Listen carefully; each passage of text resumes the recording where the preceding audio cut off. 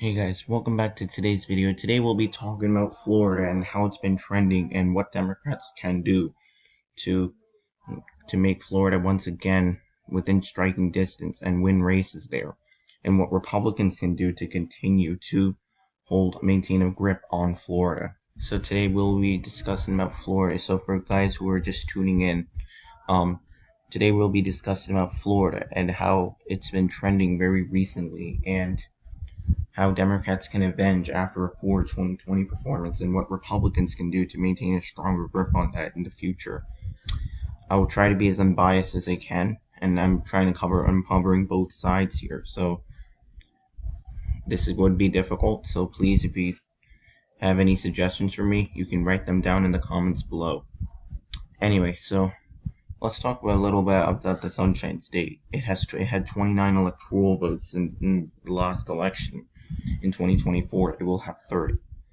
Right now, in 2020, Donald Trump shocked everyone when he won Florida by 3.4%, the exact opposite of what many polls predicted Biden to win Florida by 3.3.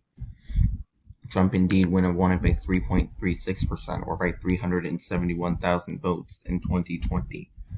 So let's go back until 2000, where we saw Bush won extremely, extremely narrowly. We all know about the Florida fiasco, where he won it by only 537 votes over Al Gore in 2000.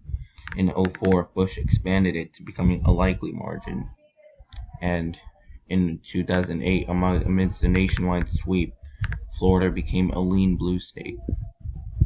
And then in 2012, it became very close. In just a tilt state, Obama won it by only 74,000 votes.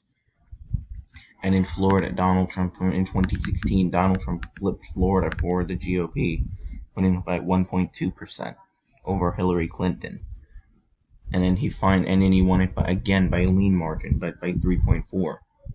If you heard a lot of people like our Ready Go Politics, let's talk elections. A lot of them people are calling Florida the safe red state. Personally, in my humble opinion, I do not think Florida is a safe red state. Just because it might have gotten more red doesn't mean that it's a safe state. And there's a reason why. If we let's take a look down here. Let's ignore the rest of the state. Let's take a look down here, the southern, extreme south of Florida. There's a Hispanic heavy population. I can bring up the county map right here. Sorry, guys.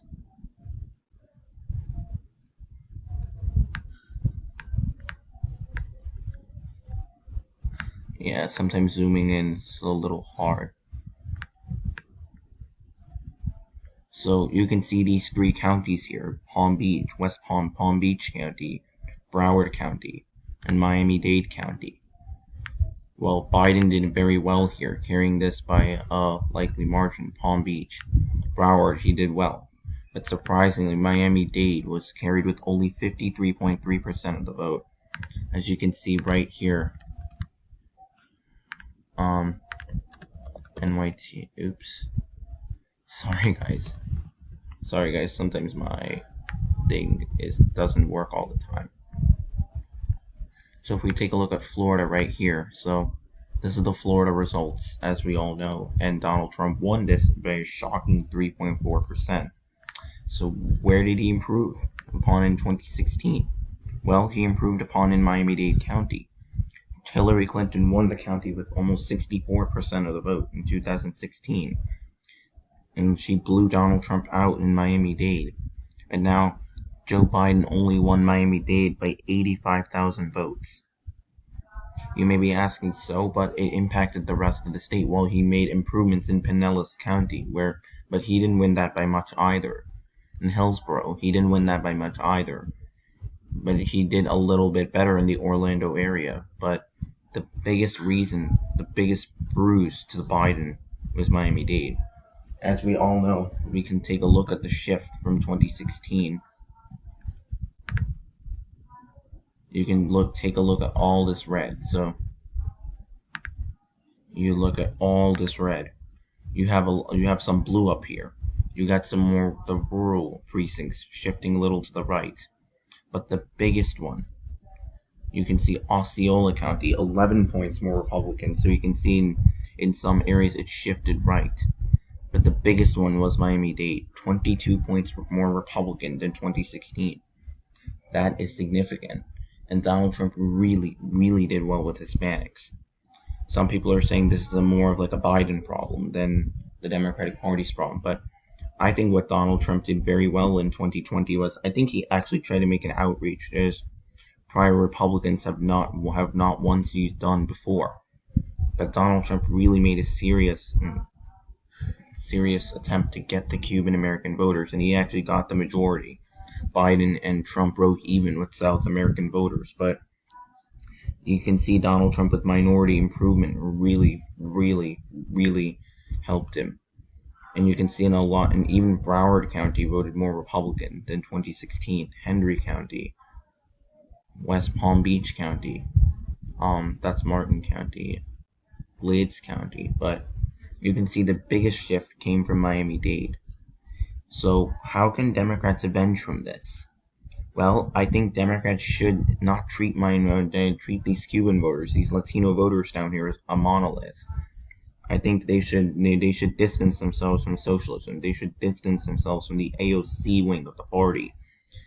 Because before 2018, AOC was not in the fray. That's why Democrats were able to do pretty well in Miami-Dade. But with AOC and her defund the police, Black Lives Matter. Well, I do understand why Black Lives Matter is there, but I know it turned off a lot of Hispanics to defund the police.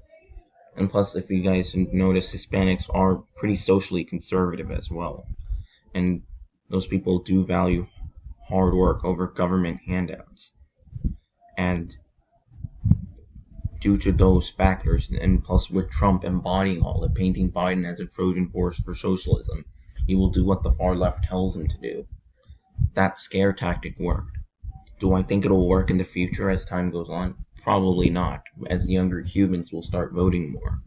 But right now, at least for the foreseeable future, I didn't see that work. So, for Republicans, how can I see them do better with the Cuban American vote?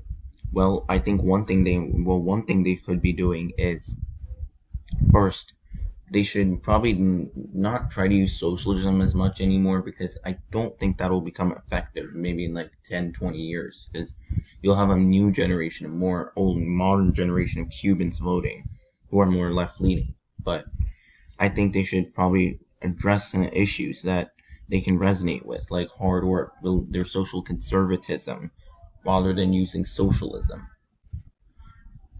And I think there's plenty of ample opportunity for Democrats to improve after that embarrassing 3.4% loss in Florida.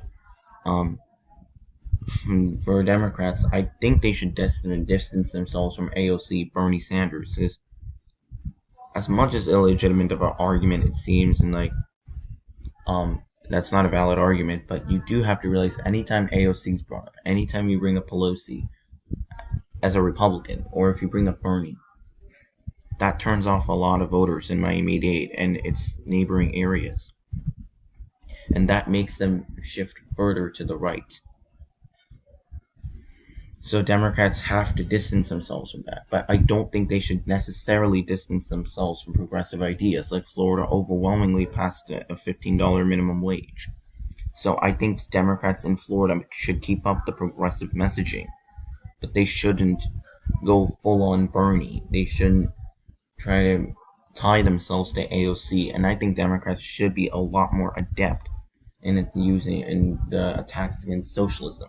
Republicans are going to use that for the foreseeable future. So it definitely will tears into it.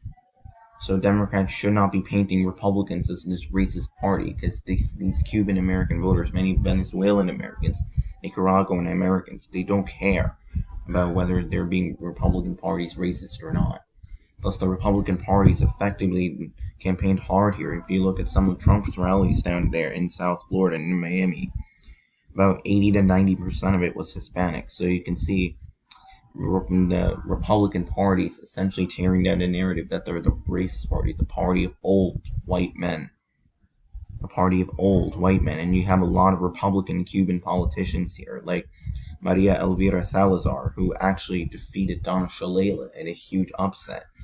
You know, Debbie Muckersole Powell, who was actually defeated by Carlos A. Jimenez, who was actually the mayor of Miami before becoming a House member from Florida's 26th district. So Republicans running the more Cuban Americans, I think that's definitely going to help them in the future. But I think Republicans should kind of slow down the attack on socialism, but they should keep proposing policies that will appeal to Cuban Americans, like the opposing of government handouts. Because a lot of these Cuban American voters, a lot of Venezuelan American voters, don't like government handouts. They saw what happened when they had leftist authoritarian regimes. And for Democrats, I don't think they should not be going Bernie progressives, but they shouldn't distance themselves from progressive ideas like Medicare for all, or like a $15 minimum wage, or healthcare. They shouldn't be distancing themselves from that, but they should only be distancing themselves from socialism.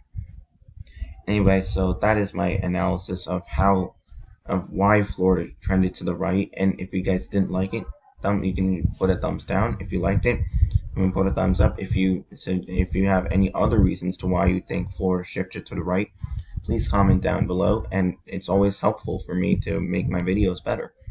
And as always, subscribe to Politics Gaming. More content is to come, and I will see you all later today. And by the way, be respectful in the comments. This is supposed to be a public forum, not somewhere where we curse at each other for disagreeing. Let's try to make them already in a politically divided time. Let's not have divisions further. Anyways, thank you guys so much for watching this video, and I will see you all later today.